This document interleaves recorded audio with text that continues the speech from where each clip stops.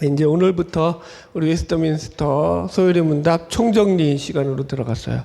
지난주까지 우리가 웨스트민스터 소요리 문답을 다 마쳤어요.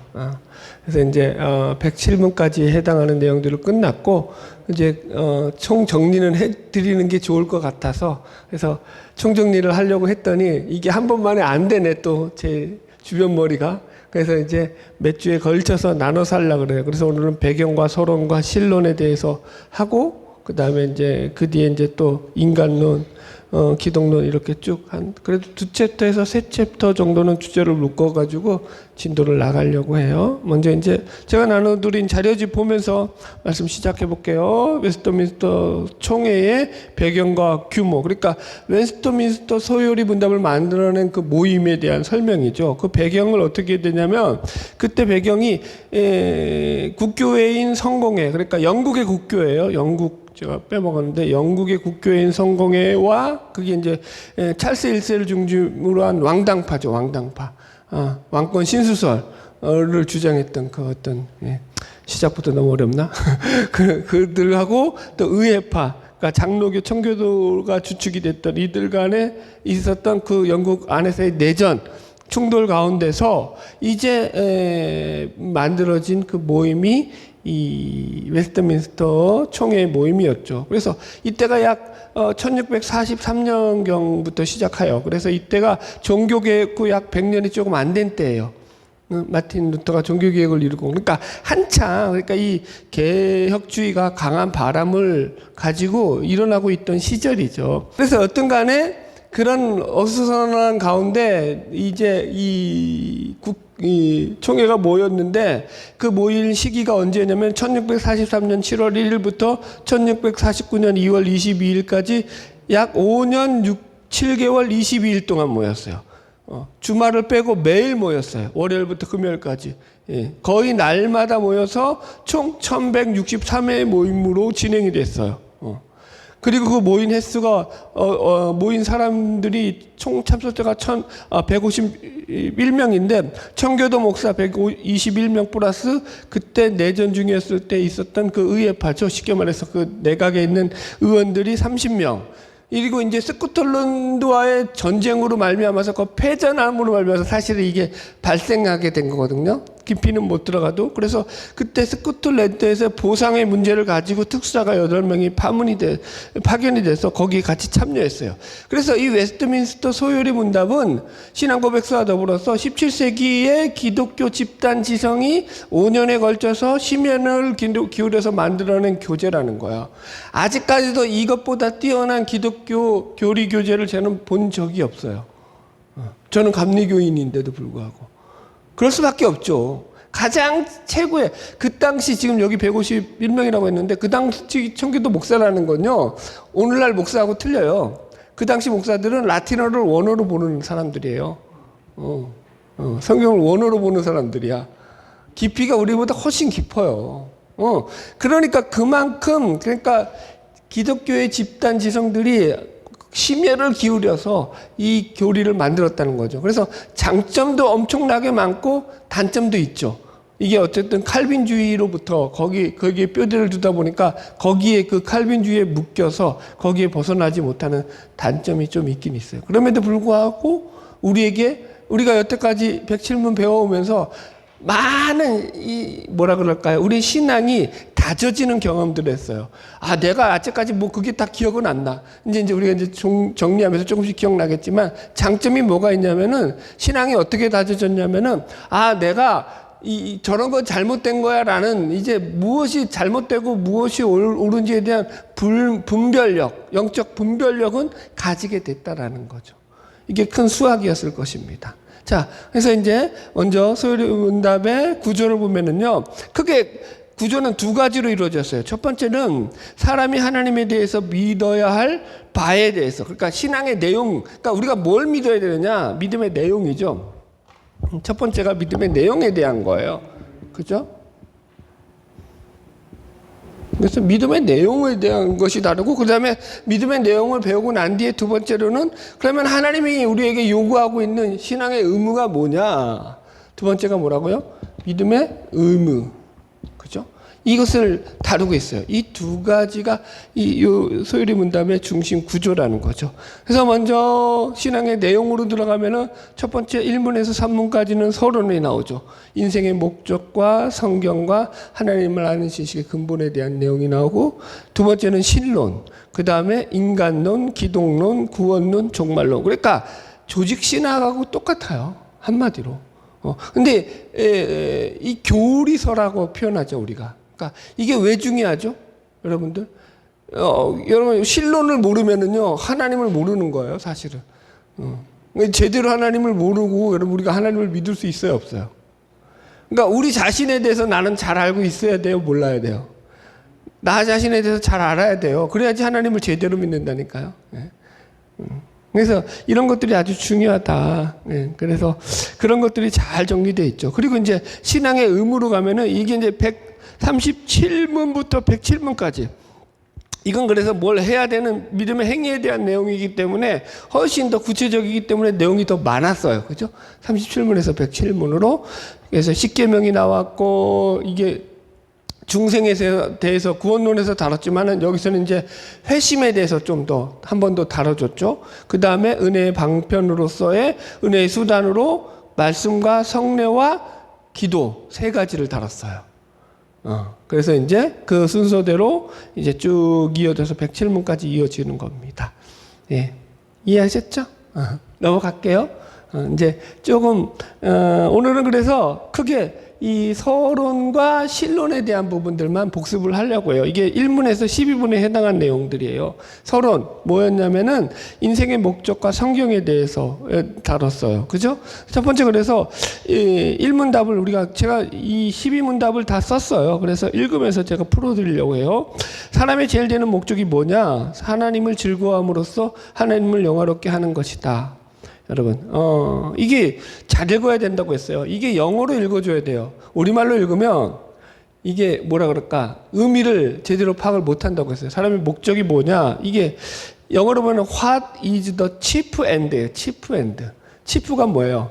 최종, 대빵, 이거 최고, 족장 이런 뜻이잖아요. 왕. 그래서 chief, 최고의 궁극적인 end, 종착지, 목적지가 어디냐라는 뜻이에요. 예. 그러니까 제가 이렇게 써놨어요. 그래서 궁극적인 목적과 종속적인 목적의 차이를 분별할 줄 알아야 된다. 여기서 말하는 목적은 도구적이고 용도적인 목적이 아니라 방향성과 종착역으로서의 지향성을 목적으로 말하는 거예요. 그러니까 여기 써놨죠. 외민서에서 목적은 도구적 효용성을 가진 목적을 이야기하는 것이 아니다.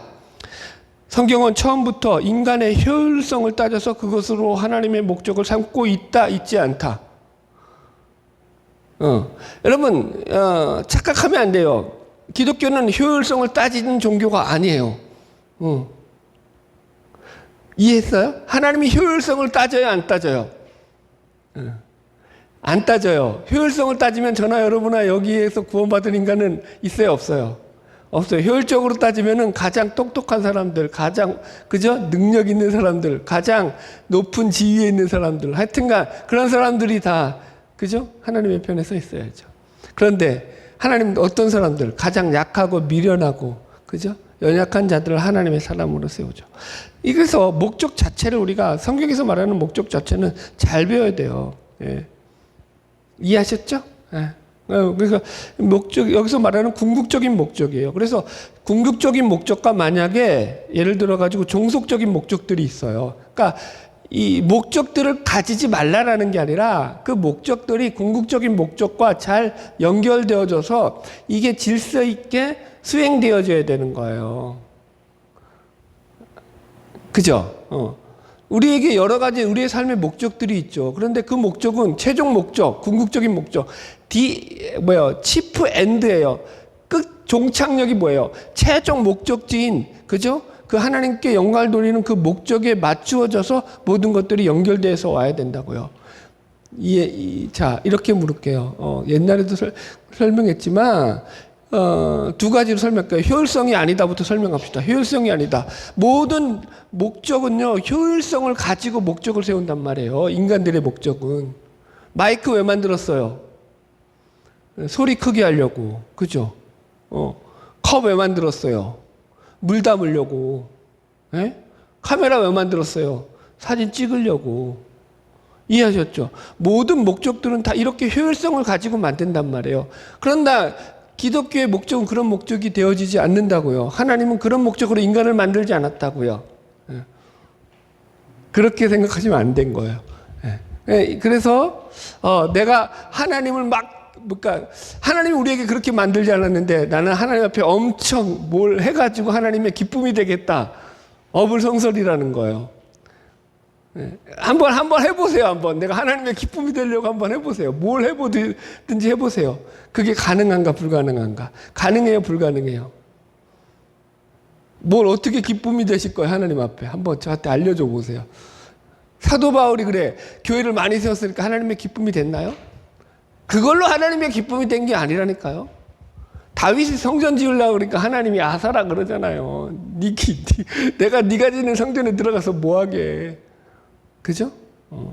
하나님은 우리에게 효율성을 가지고 우리를 평가하지 않으세요.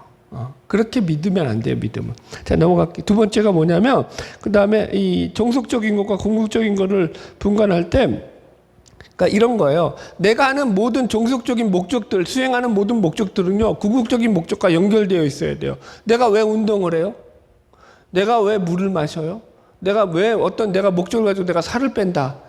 우린 다 그런 거 하잖아요. 이뻐지기 위해서, 다이어트를 위해서, 그런 목적들이 있겠죠? 근데 궁극적인 목적과 연결이 돼 있어야 된다고요. 사도 바울 고린도서에서 보면은 내가 고기 먹는 일, 믿음이 약한 사람들한테서 그게 시험이 들면은 나 그거 먹겠다, 안 먹겠다. 평생 안 먹겠다 그랬단 말이에요. 그럼 먹겠다는 거야, 안 먹겠다는 거예요? 헷갈린다, 이분들. 그럼 먹겠다는 거야, 안 먹겠다는 거야? 먹을 수도 있고 안 먹을 수도 있다. 고기를 먹는 건 종속적인 목적이라고요. 그죠? 그런데 그걸 먹음으로 인해서 시험에 드는 자가 생겨났어요. 그러면 그게 하나님의 영광을 가려버리잖아요. 시험에 들어서. 그러면 어떻게 되는 거예요? 궁극적인 목적이 훼손되잖아요. 궁극적인 목적이 훼손되면은 내 종속적인 목적은 궁극적인 목적에 의해서 어떻게 되는 거예요? 굴복시키는 거예요. 너무 어렵나? 이거 다 했던 건데? 안 들어보신 분들이 여기 반이 되니까 어렵긴 하겠다.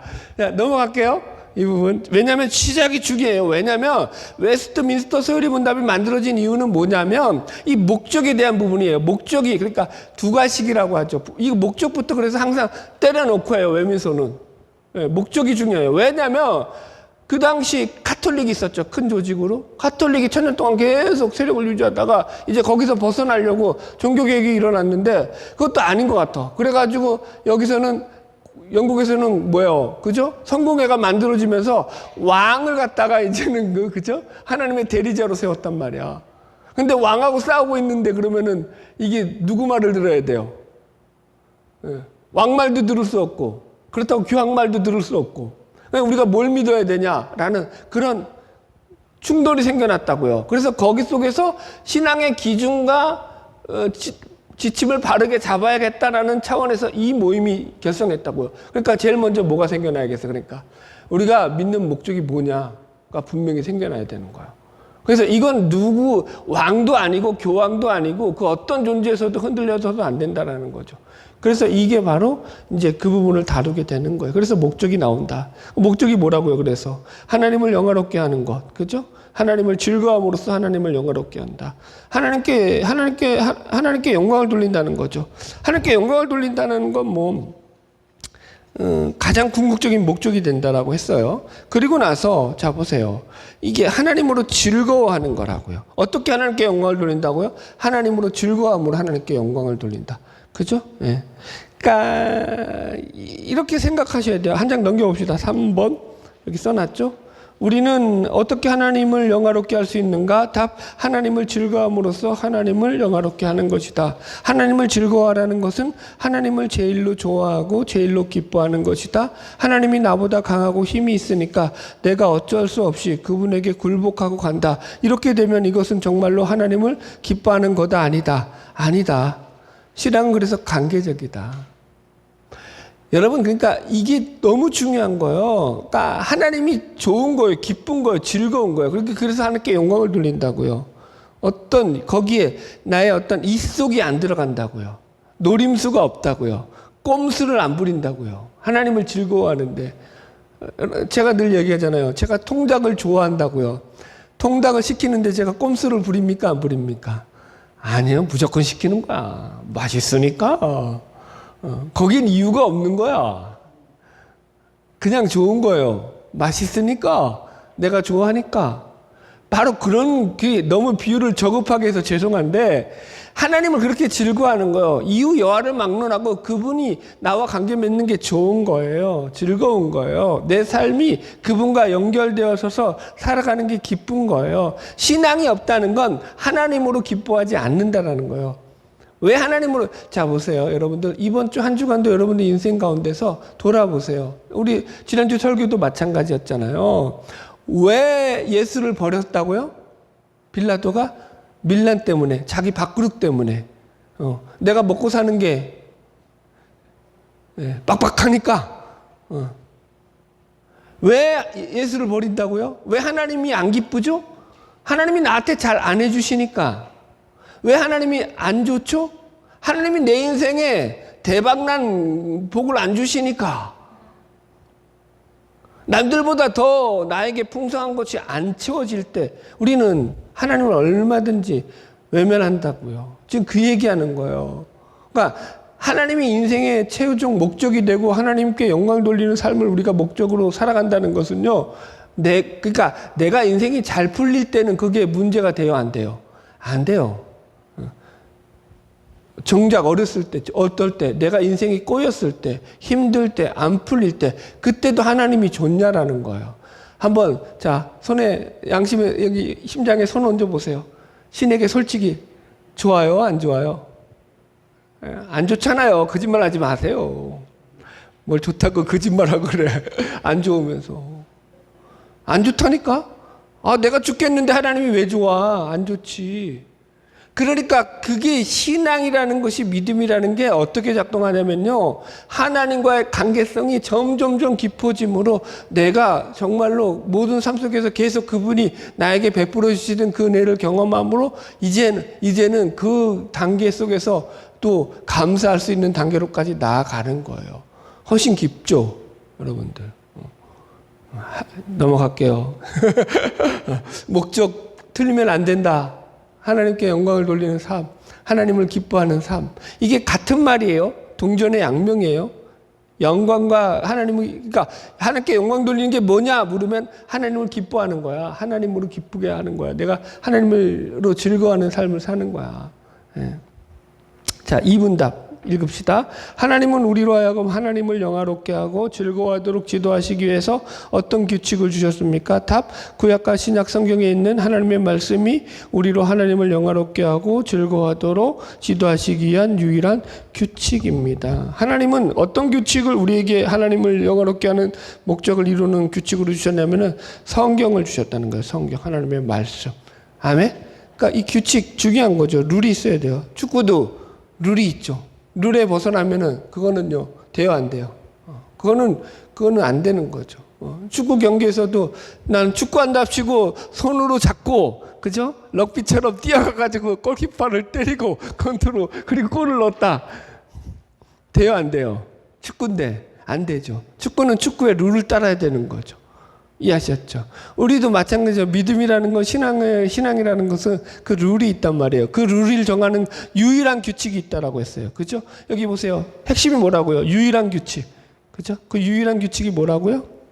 성경이다. 여기서는 절대로 틀리면 안 된다. 성경이 하나님의 유일한 규칙이다. 네. 3번.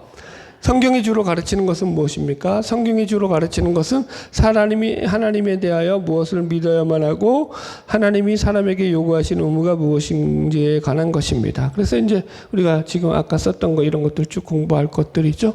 예, 그래서 우리가 이제 그런 것들을 배우게 됩니다. 왜 성경밖에 없느냐라는 것을 한번 잠깐만 또 얘기를 해볼게요. 왜 성경이 유일한 규칙이 되죠?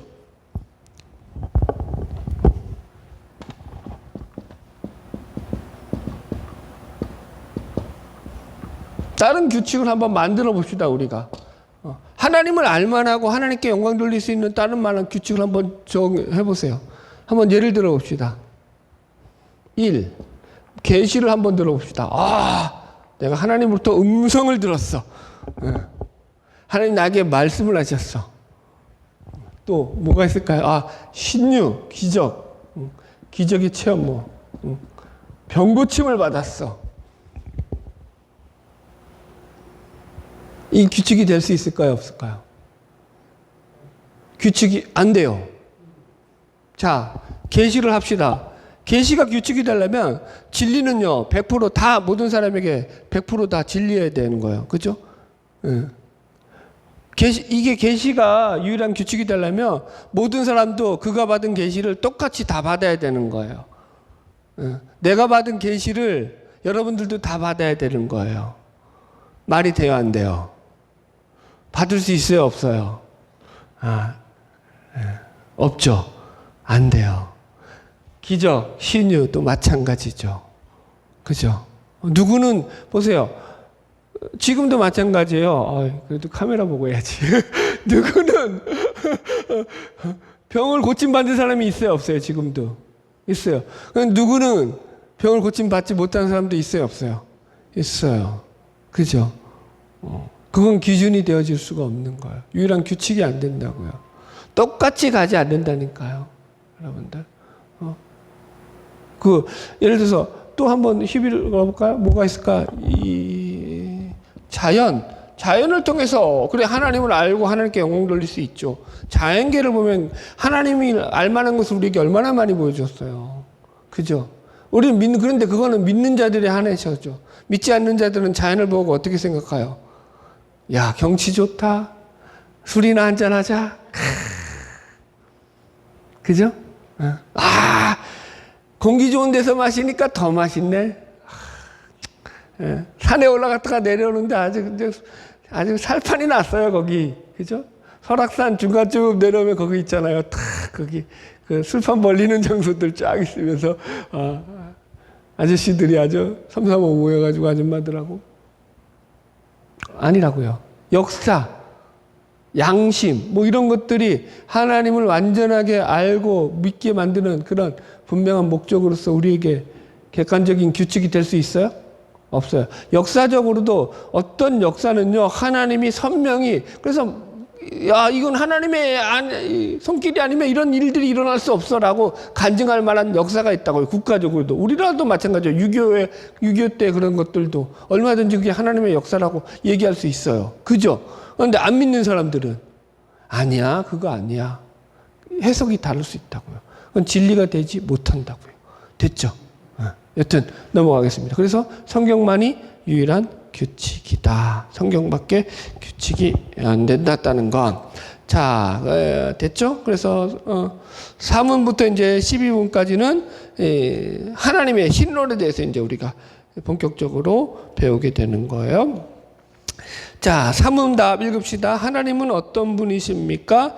하나님은 존재와 지혜와 권능과 거룩과 공의와 선함과 진실에 있어 무한하시며 영원하시며 불변하신 영이십니다. 예, 그래서 이제 이 하나님이 어떤 분이십니까? 라고 할 때 한마디로 하나님은 이런 분입니다. 라고 한마디로 얘기가 돼요, 안 돼요? 안 돼요. 왜요? 크시니까. 그게 여러분들 우리가 아는 건 성경을 통해서만 아는 거잖아요. 여러분 한마디로 딱 이렇게 말할 수 없어요, 그분은. 그래서 예를 들어서 있잖아요. 그 비유, 재밌는 비유도 있잖아요. 코끼리 이제 장님이 코끼리를 만져보고 어떤 사람은 코를 만지고 코끼리는 이런 모양이더라. 어떤 사람은 코끼리 뒷다리를 만지고 코끼리는 이렇게 생겼더라. 다 만져본 데가 틀리면 거기 모양이 다른 것처럼. 그죠? 하나님은 훨씬 더 광대하시고 위대하시죠. 자, 그래서 이 하나님이 어떤 분이십니까 해서 잘못된 이신론에 대한 설명을 좀 해놨어요. 이신론은 테이즘이라고 하는데 자연신론이라고도 불러요. 잘못된 신간이죠. 대표적인 잘못된 신간. 그래서 하나님이 우주를 창조하기는 했지만 이 세상에 어떤 더 이상 관여하지 않고 우주가 자연 법칙에 따라서 움직여진다고 보는 사상이에요. 오늘날 자유주의 신학이라든가 범신론, 무심론의 뿌리가 된다는 거죠. 그러니까 마치 시계를 째깍째깍째깍 약 집어넣으면 지가 알아서 돌아가듯이 하나님이 우주를 그렇게 자연 법칙에 맞게 돌아가게 내버려 두시고 하나님은 창조만 하시고 아무도 간섭을 안 하신다는 게 이신론이에요. 그러지 않다라는 거죠. 하나님 지금도 온 우주 만물의 창조주시며 섭리자고 주관자가 되신다는 게 성경이 우리에게 가르쳐주군 하나님 되심이죠. 여기 신정론에 대한 얘기를 조금 제가 그래서 이제 하려고 해요. 예를 들어서 이런 거예요. 여기 하나님에 대해서 첫법 앞에 이제 뭐라고 하면서 뒤에 가서 무한하시고 영원하시고 불변하신 영이시다고 했잖아요. 영이라는 게 무슨 얘기냐면은 일단은 이 영은요 물질과 반대되는 개념이죠. 그러면서도 물질에 포함되어 있어요, 안 포함되어 있어요?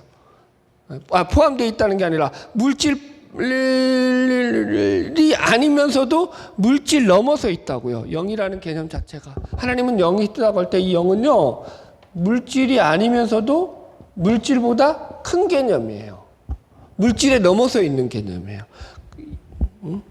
자, 이렇게 설명을 해볼게요.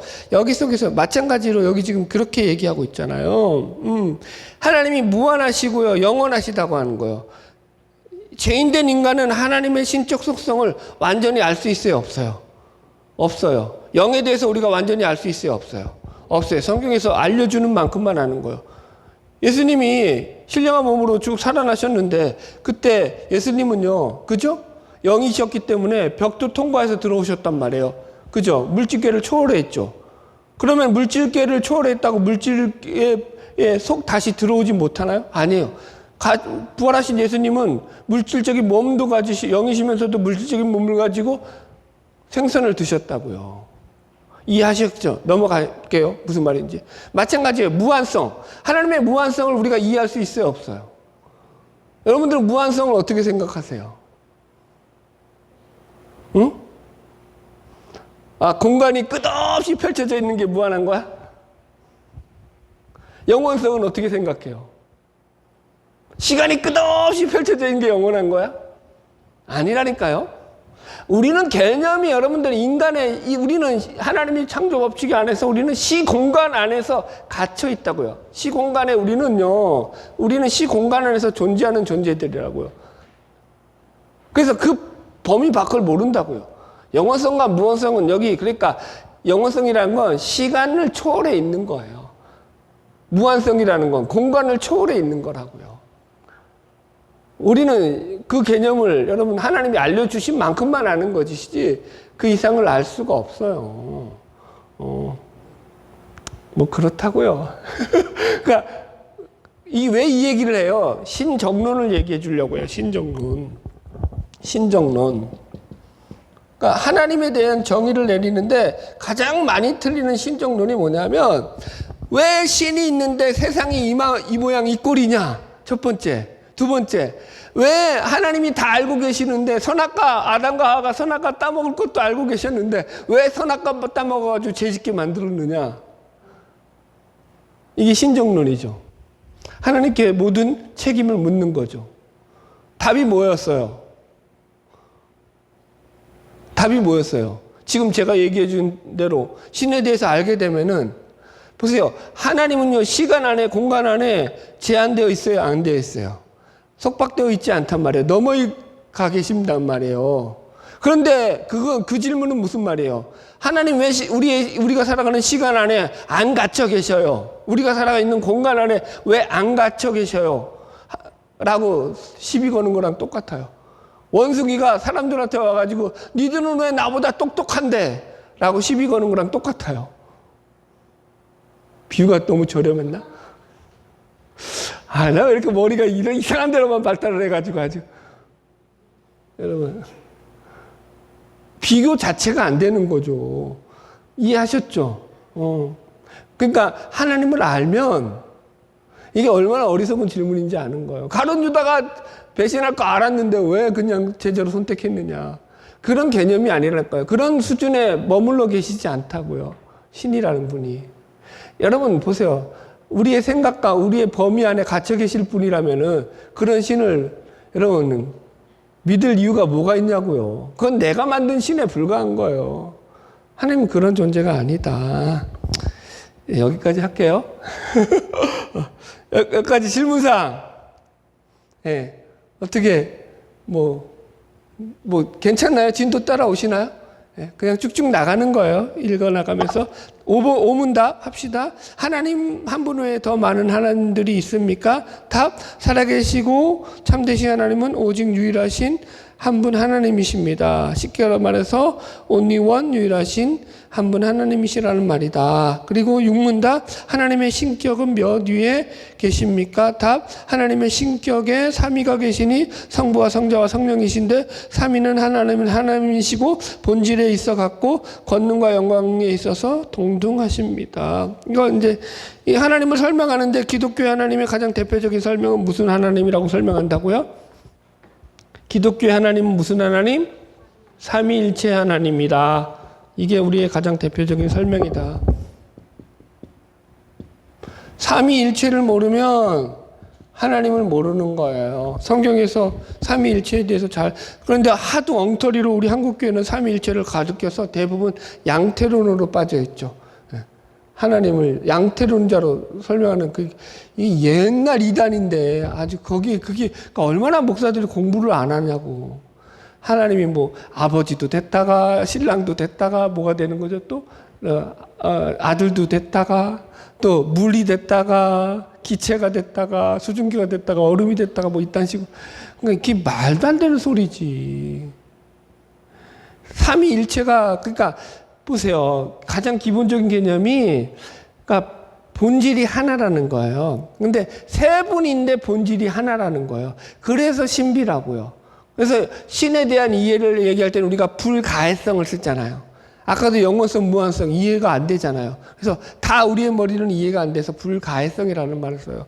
보세요. 세 분인데 본질이 같아요. 그러면은, 그러니까, 그게 우리가 가장 쉽게 이해할 수 있는 거예요. 삼위일체에 대해서. 이렇게 할게요. 저희 집사람하고 양권사님하고 저하고 셋이 있어요. 근데 본질이 같아요. 본질이 같다는 게 뭐예요? 생각부터, 행동부터, 먹는 것부터 다 똑같다라는 거야. 하나도 다르지 않다라는 거야. 말이 돼요? 안 돼요? 안 되죠. 그게 신비라는 거예요. 아멘? 예, 그렇다고요. 삼일체는 또 복잡하니까 나중에 하여튼 제가 잘 정리해놨으니까 이건 한번 들어보세요. 제가 기독교 저거 아리우스 논쟁까지 삼일체 논쟁 잘 해놨으니까 들어보시면 재밌을 거예요. 이해하셨죠? 그래서 여기 써놨잖아요. 기독교의 하나님은 삼위일체 하나님이라서 유대교의 하나님하고도 다른 하나님이라. 유대교의 하나님은 무슨 하나님이에요? 유일신 하나님. 우리는 그러니까 구약의 하나님만 있지는 않죠. 그래서 그들은요, 지금도 예수님을 갖다가 믿지 않아요, 신으로. 0.5% 믿어요, 유대교에서. 거의 안 믿는다고요. 망할 족속이죠. 욕해서 미안하긴 하지만. 여러분들. 이해하시겠죠, 여러분들. 달라요. 잘 배우셔야 돼요. 신관에 대한 것. 이슬람의 알라와도 같아요, 달라요. 얘들은 이해를 못 한다니까요. 신이 셋인데 어떻게 하나가 될 수 있느냐? 개변론 하지 말라는 거예요. 개변하지 말라는 거죠. 그러니까 알라랑 니들이 믿는 기독교 너희들 하나님이랑 우리가 믿는 알라랑 뭐가 다르냐는 거예요. 똑같이 창조주고 그냥 통치자인데. 다 이 우주 만물을 만든 그 근본적인 창조주인데 조물주가 같은 존재 아니냐? 같지 않다고요. 그죠? 예. 됐죠? 예. 넘어가도 되겠죠? 신론에 대해서는 잘 배워야 된다. 그러면 세 번째가 이제 7문답부터는 이제 그래서 이 부분이 사실은 제일 많이 이제 우리가 배워야 될 부분은 하나님의 작정에 대한 부분이죠. 하나님의 작정은 무엇입니까? 7문답부터 이제 12문답까지의 내용이에요. 그래서 하나님의 작정은 그의 뜻과 계획에 따른 그의 영원한 목적으로 이로 말미암아 자신의 영광을 일어나는 일은 무엇이든지 미리 정하셨다라고 해가지고 여기서 이제 예정 눈싸움이 시작되긴 하는데 뭐 오늘은 그거 싸울 필요도 없고, 그러니까 이게 무슨 얘기냐면은 하나님의 작정이 있다라는 거예요. 하나님이 그러니까 태초부터 우리에게 하나님이 인간을 만드신 그 목적이 있다라는 거예요. 작정. 이 목적이 뭐라고 했어요? 아까도 얘기했지만 우리는 어떤 용도적 목적으로 가지 않는다고 했어요. 종착적, 최종적 목적으로 간다고 했어요. 아멘? 그래서 그 무슨 얘기냐면은 우리가 세우는 목적들은 다 어때요? 흔들린단 말이에요. 안 그래요? 내가 서울대 들어가야겠다. 작심을 했어요. 공부를 해요. 해보니까 돼요, 안 돼요? 안 돼요. 그러니까 어떻게 떨어져요? 아, 서울대는 힘들고 연구대로 낮춰야겠다. 돼요, 안 돼요? 안 돼. 그래서 또 낮춰. 자꾸 떨어져. 우리는 계획이 그렇다고. 우리의 뜻과 계획은 목적은 흔들린단 말이에요. 그러니까 여기서 하나님의 목적, 하나님의 작정은 그런데 변하지 않는다라는 거예요. 그런 면에서 그게 하나님의 뜻과 계획이 있다라는 거죠. 에베소서 1장 11절 말씀은 참고문으로 넘어가고요. 이거는 뭐 여기까지 다루기는 좀 예정론 문제니까 복잡한 거니까 넘어가고요. 자, 여튼 넘어갑시다. 그래서 8문답. 하나님은 자신의 작정을 어떻게 실행하십니까? 하나님은 자신의 작정과 작정을 창조와 섭리의 사역으로 실행하십니다. 하나님의 작정이 뭘로 이루어진다고요? 그러니까 하나님의 작정, 즉 하나님의 뜻과 계획이 무엇으로 이루어진다고요? 창조와 섭리 가운데서 이루어진다고요. 네.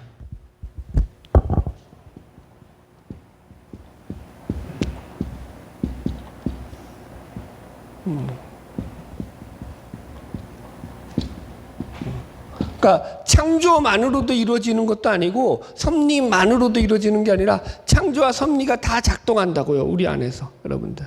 네. 이해하셨죠? 그래서 구문답. 창조의 사역은 무엇입니까? 창조의 사역은 하나님이 무에서 모든 것을 만드신 것인데 자신의 권능의 말씀으로 엿새 동안 그리고 매우 심히 좋게 만드신 것입니다.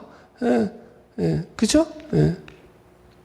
말씀으로 창조하시고 그리고 그것을 좋게 만드셨다라는 거죠. 신문답. 그러면 하나님은 사람을 어떻게 창조하셨습니까? 그러니까 구문답과 신문답은 창조고요. 11문답과 12문답은 섭리겠죠. 그래서 사람을 창조하신 게 두 번째인데 하나님은 사람을 남자와 여자로 창조하시되 지식과 의와 거룩에 있어 자식이 자신의 형상을 따라 피조물을 지배하게 창조하셨습니다. 하나님이 사람을 창조하신 가장 큰 특징이 뭐라고요? 하나님의 형상을 따라 만들었다고요. 이미지 오브 갓, 이마고 데이. 이게 그러니까 하나님의 형상을 따라 만들었다는 것은 지정의 인격을 가진 존재로 창조되었다. 그래서 우리가 하나님을 인격적으로 만나야 된다라는 게 바로 이런 부분이에요. 여러분들. 내가 하나님이 싫어. 하나님이 싫고 내 인생을 꼬이게 만드는 그분이 아직 내 마음에 안 들어. 그런데 지옥에 가긴 싫어. 그래서 억지로 나와서 예배를 드려. 하나님을 믿는 척해. 순종하는 척해. 그거 안 된다고요. 인격적 관계라고요. 지정의. 나의 모든 삶이 그분과의 관계 속에서 그분에 대해서 수용이 되어진다고요. 이게 따라와 주셔야 돼요. 하나님이 보세요. 우리를 이렇게 설명을 해봅시다. 아담을 하나님께서 창조하시고 나가지고 아담이 하나님 앞에 건의를 하는 거예요. 하나님, 세상이 좀 쌍막하니까 하나님 여기 좀 나무들도 좀 하나님 좀 만들어 주시고 동물들도 좀 만들어 주시고 멋진 좀 그죠? 호수도 좀 만들어 주셔서 좀 사람 살만하게 좀 만들어 주시면은 제가 하나님을 기뻐하겠습니다. 라고 해서 하나님이 자연을 만드신 거예요? 아니면 아담이 아무것도 모르고 아무것도 원하지 않고 하나님 아예 창조되기도 전에 하나님 먼저 만드셨죠. 사실은 그죠? 이해하시겠어요? 하나님이 만드신 걸 보고 아담이 좋아했다고요. 그거라고요, 여러분들. 보세요. 우리가 하나님으로 만족하지 못하는 가장 큰 이유 중에 하나가 뭐냐면 우리 가운데 죄가 들어온 거잖아요. 죄가 들어왔다는 게 뭐냐면 사람과 사람 가운데 하나님과의 관계성이 깨진 건 말할 것도 없고 이 수직적 관계가 깨지고 난 뒤에 수평적 관계도 깨진다고요. 사람과 사람과의 관계도 깨진다고요. 그러면서 어떤 문제가 발생하죠? 사람과 사람과의 관계가 깨지니까 거기 속에서 스트레스를 받죠. 문제가 발생하죠. 계속 인간과의 충돌 속에서 괴로운 것들이 발생하잖아요. 그러면서 뭐가 발생한다고요?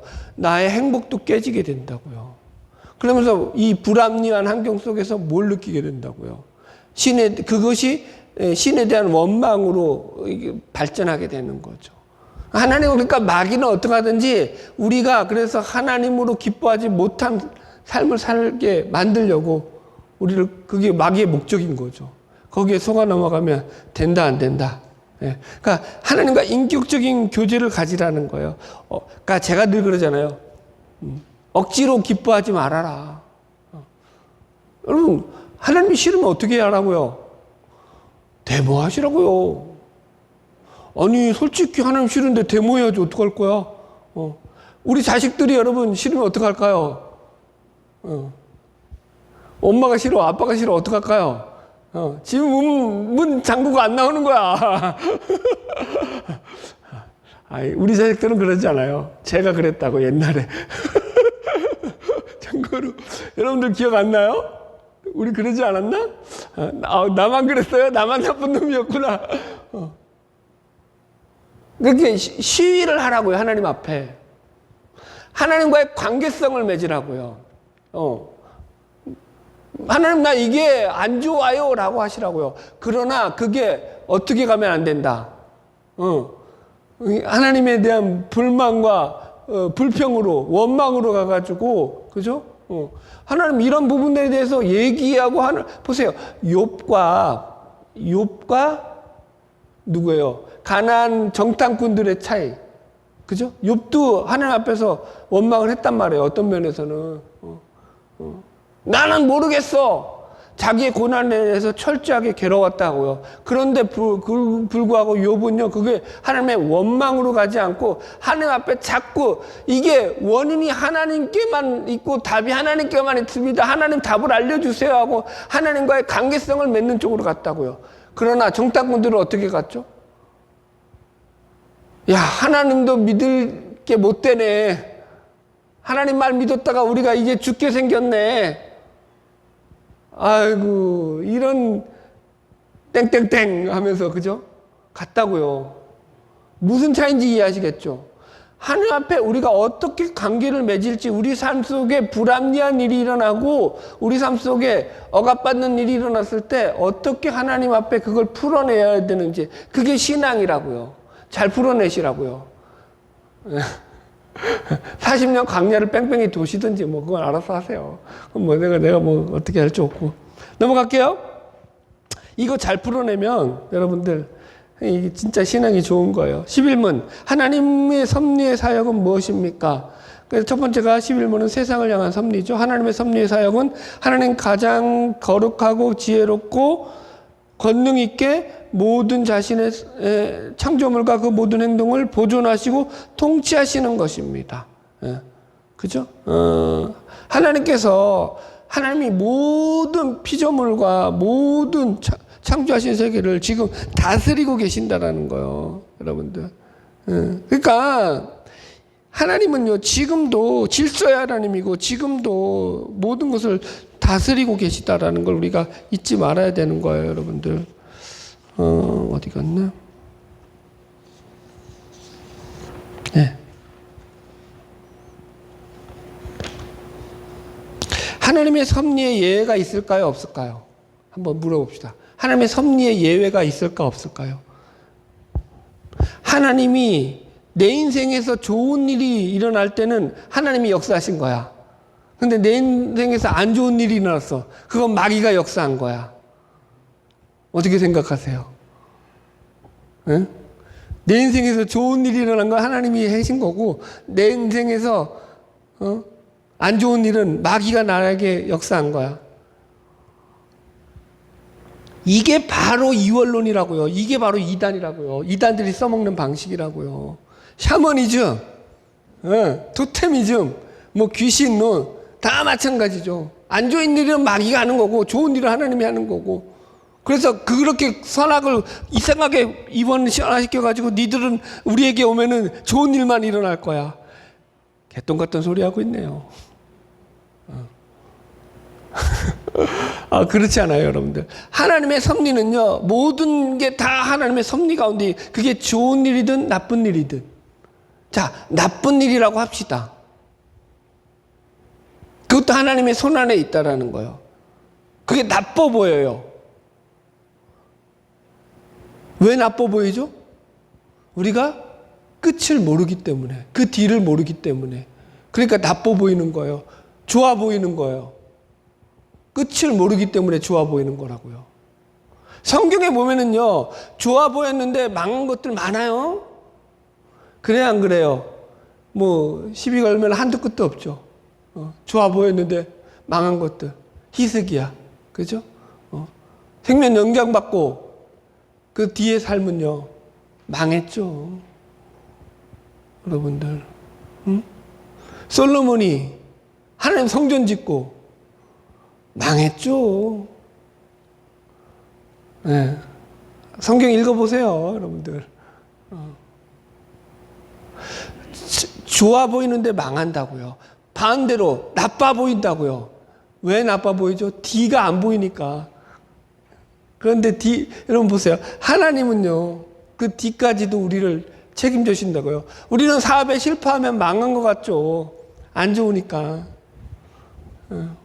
아니라니까요, 여러분. 여러분, 그걸 넘어서는 거예요. 그 하나님이 넘어서서 지금도 우리를 주관하고 이끌고 계시다, 여러분들.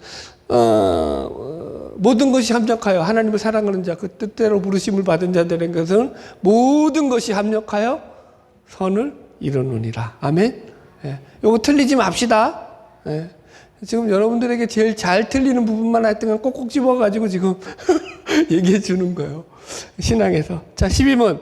하나님은 창조된 상태로 있는 사람을 향하여 어떤 특정한 섭리의 행위를 행하셨습니다. 사람을 향한 하나님의 특별한 섭리가 뭐냐면, 하나님은 사람을 창조하시고 완전한 순종을 조건으로 하여 사람과 생명 언약을 맺으시고 선과 악을 알게 하는 나무로부터 먹는 것을 사망의 벌로 금하셨습니다. 여러분.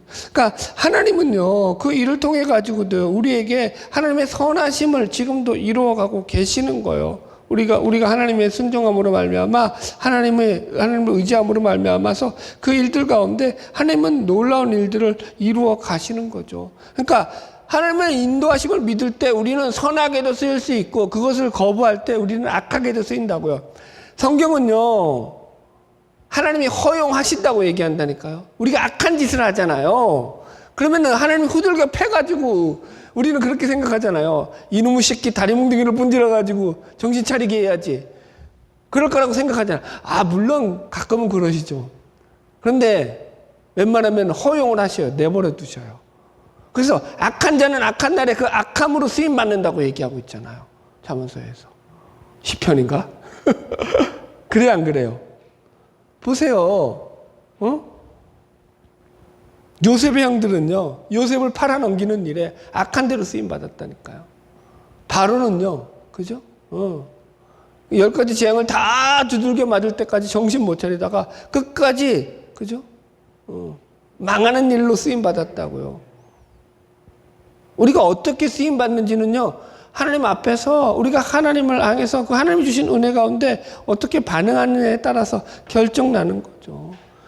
저와 여러분, 하나님 앞에서 선한 목적으로 쓰임받는 저와 여러분 되기를 주의 이름으로 축복합니다. 예. 그러니까 종착지가 어디라는 거예요. 저 영원한 하나님 나라로 가는 거예요. 그래서 그 종착지를 향해서 우리는 계속 걸어가는 거예요. 예. 이게 아셨죠? 치프엔드예요. 치프엔드. 최종적인 목적이에요. 궁극적인 목적인 거예요. 거기를 향해서 가는 거예요. 가다가 넘어지죠. 왜 안 넘어져요? 걱정하지 마세요. 제가 일으켜 드릴게요. 또 점 잊지 마시고. 자, 결단과 적용. 마지막. 당신은 인생의 목적이 정확하고 분명한가? 인생의 목적을 잘 잡으셔야 돼요. 그죠? 예. 분명한 궁극적인 목적을 가지고 우리 인생이 걸어나가는 그런 삶이 되기를 축복하고요. 성경을 배우고 행하는 일에 전력하라. 그죠? 디모데후서 3장 14절. 그러나 너는 배우고 확신한 일에 거하라. 너는 내가 누구에게서 배운 것을 알며. 그죠? 배우고 확신한 일에 거하라는 거예요. 잘 배워야 돼요. 말씀을 늘 배워야 돼요, 여러분들.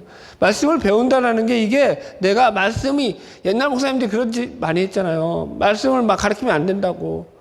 성도들이 머리 커지면 안 된다고. 똑똑해지면 안 된다고. 안 가르쳤단 말이에요. 아, 진짜라니까요. 여러분, 그게 얼마나 무식한 짓이에요. 가톨릭하고 뭐가 달라요? 설교하는데 라틴어만 떠들고, 그거 독일어로 번역하고 영어로 번역했다고 처형시키고 아주 미친놈들이 따로 없죠. 말씀을 끝까지 배우셔야 돼요. 연구하고 여러분들이 깨닫고 알아야 돼요. 말씀에 대해서 모르고 하나님에 대해서 모르는데 하나님을 잘 믿는다? 어불성설이에요. 말씀을 아는 만큼 믿는 거예요.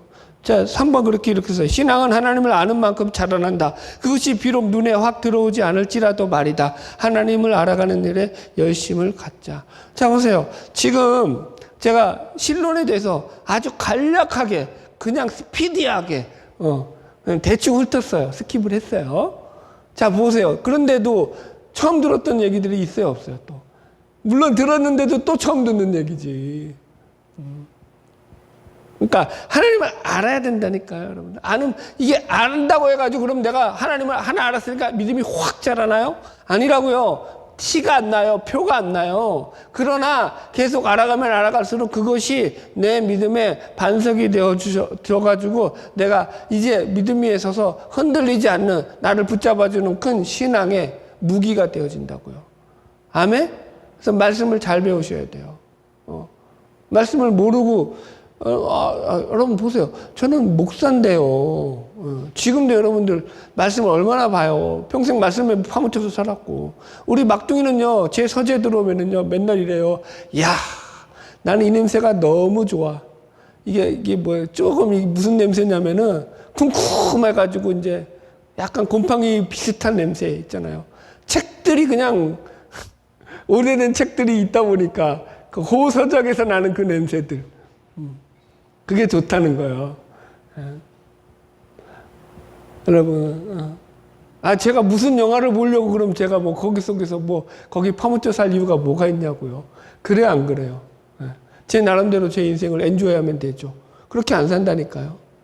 그냥 말씀에 파묻혀 살고. 그런데도 보세요. 그러면은 이 정도 팠으면 이제 말씀에 새로운 게 나와야 돼요, 안 나와야 돼요? 안 나와야 된다니까요. 끊임없이 나온다니까요. 말씀은요, 파고 파도 또 양파와 같아요. 하나님이 우리에게 그렇게 은혜를 주시는 거죠. 그래서 내 믿음이 계속 하나님 앞에서 자라나게 하시고 그 믿음의 토대 위에서 나의 삶을 살아가게 하시는 거죠. 이 믿음이 우리의 삶 가운데서 날마다 승리하는 믿음으로 발전해 나가는 복된 삶이 되기를 주님의 이름으로 축복합니다.